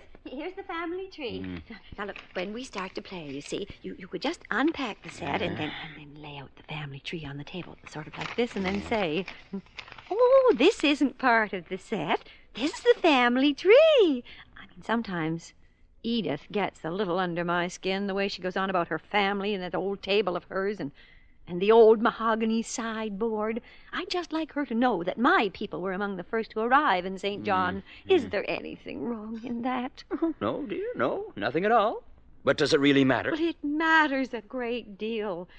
I know you're always running down the loyalists, but... I'm not running down the loyalists. You can make light of it as much as you like, Arthur, but the fact is, now, they're the Mildred. people who built this city, and I'm proud to think that my family remained loyal to King George and had gumption enough to tell George Washington and Jefferson and all these other radicals down there just what they thought of them and say pooh on their old revolution and come up here to New Brunswick. And I'm not going to take second place or backwater when it comes to old sideboards. Very well, dear, very well now. What is it now? I get the family tree out and I put it on the bridge table with the mahjong set. And then... Just like this now, you see. Suppose we're getting ready to play. Okay. And you take the pieces out of the box and then you can just sort of say, oh my, this is the family tree, isn't it? I thought it was the list of rules. Like that. I could say I thought it looked like the bamboo tree. Sort of working with the game. Oh, it's not necessary to make a joke of it. Very well, dear. I'm going out for a walk. Well, answer that phone, will you, dear? Yes. Hello, Edith. You coming over for mahjong? What? Barbara told Johnny he was... Oh, Edith, now, just a minute. Just a minute, please. What is it, Arthur? Barbara ran over and told Johnny everything you said. What? She got a new nickname for him. tubby turncoat. Oh, no. She says, according to her mummy, he's a descendant of Benedict Arnold. No. You better get on the phone and do some real smart explaining. Oh, Arthur, you talk to her. No. You explain to her. I didn't say anything. Here, you take it. No, I can't talk to her. I just can't talk to her. You started this revolution, Mildred. Now you go ahead and finish it. Arthur, don't leave me, please,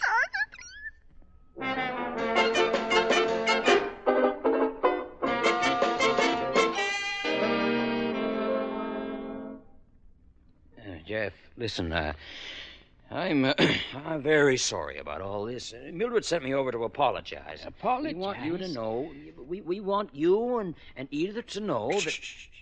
She might hear you. Jeff, I just want to apologize to your wife for what Barbara said. Not so loud.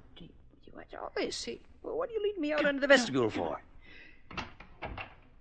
Now, Arthur, don't you dare apologize. Why not? It's the most exciting thing that's ever happened to me. You're not mad? Mad? I've never felt so important in all my life. From now on, we'll have something else to talk about besides her ancestors. Oh, Jeff, you're not really related to Benedict Arnold? Don't say it so loud, Arthur. Just leave well enough alone. Benedict Arnold. I feel already I've added cubits to my stature. It's all so terribly warlike and bloodthirsty. I never dreamed I might be related to him. Well, in that case, this calls for a celebration. Hey, let's go somewhere and bend the old elbow, eh? Oh, how about it? You mean drink? I know a place where we can get some real, honest-to-goodness imported scotch. No. I couldn't do that. Oh, come on. No. Drinking is illegal. Oh, I know. We might get caught. Yeah. You know, you do sound a little like Benedict Arnold. I mean, I just couldn't stand having my name in the paper. They raid these places, Arthur. And the police go in, and they drag people off to jail. No, not the place I'm thinking of. If of. Edith ever saw my name in the paper... Now, this place is absolutely safe. Oh? Yeah. Jenny's Well. Where? Jenny's Well.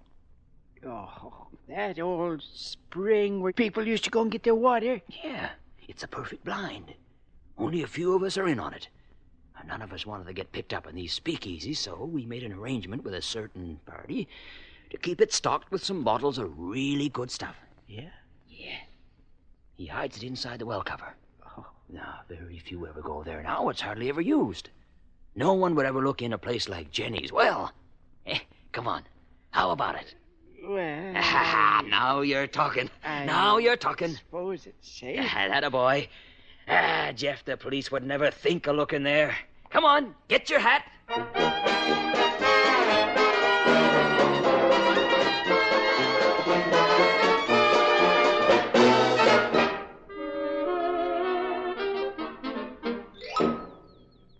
So, that's where they're getting it.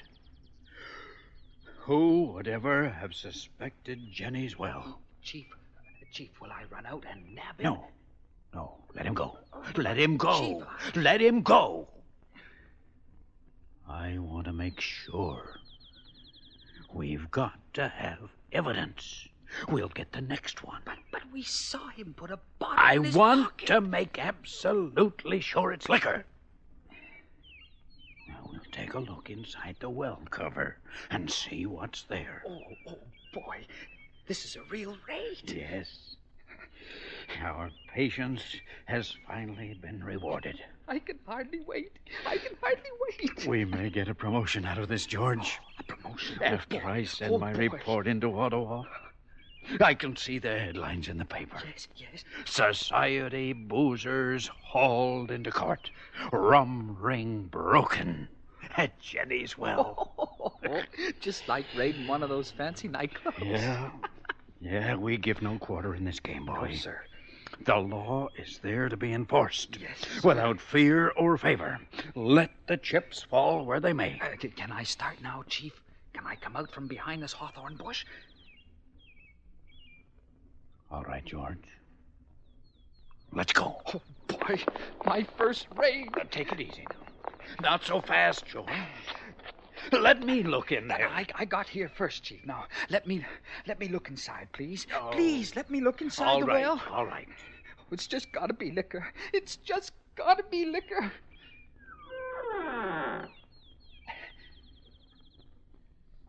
See anything? I'll have to get my head down inside. So I can see. Ooh, it's kind of dark in here. Any liquor? There's a shelf all around the top, just lined with bottles. Yeah? What's in them?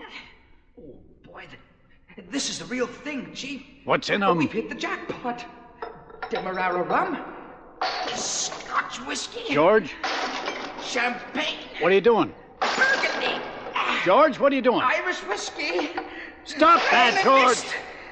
Stop drinking brandy, those bottles! Holland gin. Now stop it! George, come on.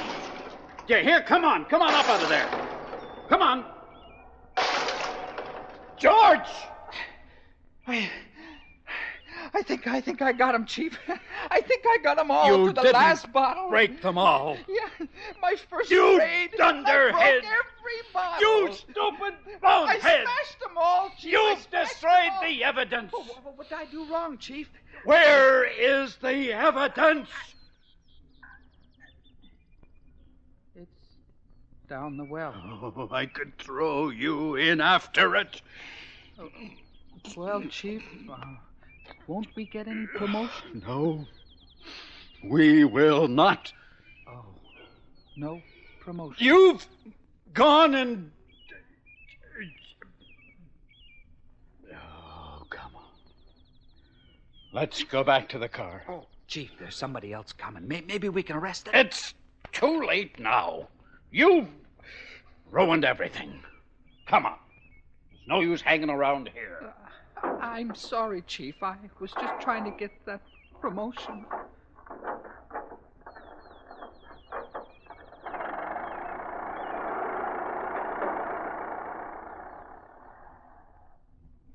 Arthur, be careful. Oh, Jeff, listen. They can't arrest us for coming to Jenny's well. No. They can't arrest us for lifting the well cover and looking in. No. All right. Arthur, if it's all right with you, I think I'll just have a little water, if you don't mind. You don't want anything to drink, you sure? No, just some water. That's how you want it. Hand me that bucket there. If I can reach in and dip some out. Yeah. Here you are. Looks pretty clean. What do I drink out of? The tin can. Oh, everybody's been drinking out of that old tin can. I know. Not very sanitary. Oh, Jeff, don't be such a fuss. Are you going to drink this or aren't you? Well, don't need to get sore about it. Otherwise, I'll pour it back in. Well, I don't suppose there's anything in it to hurt.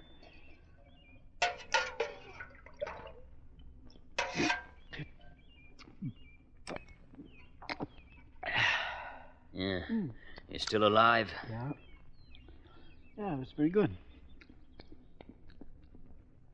Hey, there's nothing in here. What do you mean? The well's empty. Oh? No bottles inside the well, has he? Not even a flask. Oh. I was looking forward to a good shot of scotch. Darn it all. That's too bad. Oh, I'm so dry tonight. It almost hurts to wink. Try some of this water. Oh, I'm not that It's real dry. good. It really is, Arthur. It's real good. Oh, It must come from some kind of mineral spring. Whew. That is good. You don't have to smack your lips over it. I didn't know this old public well was still in operation. Wonder more people don't come here. It tastes almost like champagne. Oh, cut it out, will you, Jeff? Will you cut it out? Boy, you're missing something, Arthur. Don't you want to try some? Yeah. Believe me, this is very good water. You've no idea. Yeah. Go on. Water. Go on. Take Try it some. away. Here. Here. What a way to end up an evening. Drinking out of a tin can. Just when I had my heart set on... Hey. Hey, this is very good. Didn't I tell you? I'll try some more of that. I wish I'd known about this before. I didn't realize it tasted so good. It's like, Yeah, that's what I say. Yeah. There's another tin can around somewhere? There's one over here. Has a little mud in the bottom. Ah, it doesn't matter. Yeah. It's like sparkling Vichy water. Has more body to it, though. Yeah, almost if it had faint bouquet of Scotch whiskey. I'd say Demerara rum. Just a hint of a bite to it, though, like brandy.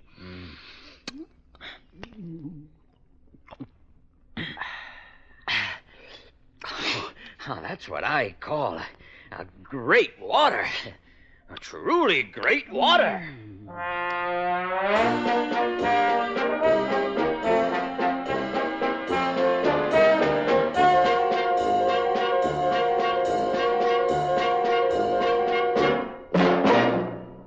And to think that this been here all this time.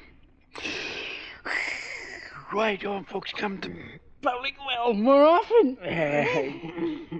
Jeff, it's like my grandfather used to say. What?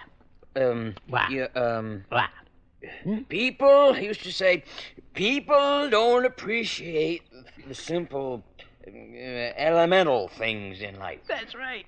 Air, friendship. And water. And water. It's very true. Life gets too complicated at times. Oh, I find that true.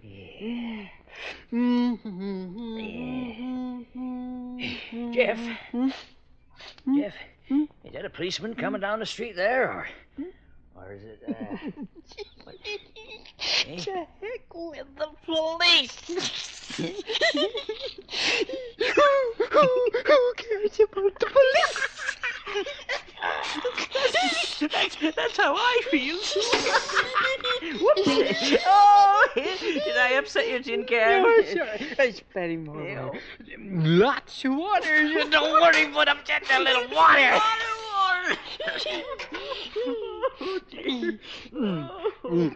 Oh, dear. I wonder why this water's so good. I don't know. You think it might have something to do with those bottles of Scotch you could find? I don't know. What would it have to do with them? I don't know. I just wonder. No. It's simply like I say. This is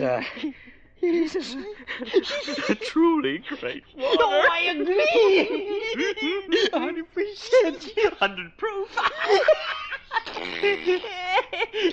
Never see a well like this before. I didn't know there was wells like this. You know something?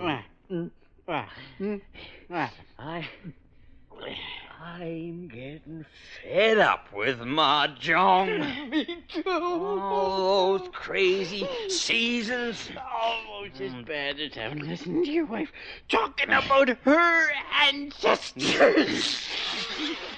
That's very true. Very true. But you know something. I think women are very nice people. Irregardless. Honest, I do. Women. Yeah. Do you agree? 100%. Even Even when they're loyalists? When they're what? Even when they're loyalists. Oh, yeah. Jeff? Jeff, you gotta give them credit. You gotta give those loyalists credit, boy. They sure knew where to dig a public well.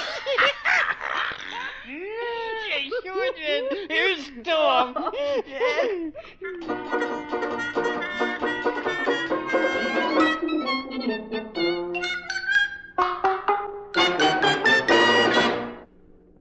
That was The Case of Jenny's Well, another episode in the series The Rum Runners, written by Norman Creighton. Inspector McMulloch and Jeff were played by Bill Fulton, Mildred and Barbara by Flora Montgomery, Arthur by Dan MacDonald, and George by Bruce Armstrong. The musical score was arranged and conducted by David Woods. The Rum Runners comedy series was directed for the Canadian Broadcasting Corporation by Peter Duncan and produced by Alan Yates of the CBC International Service in Montreal.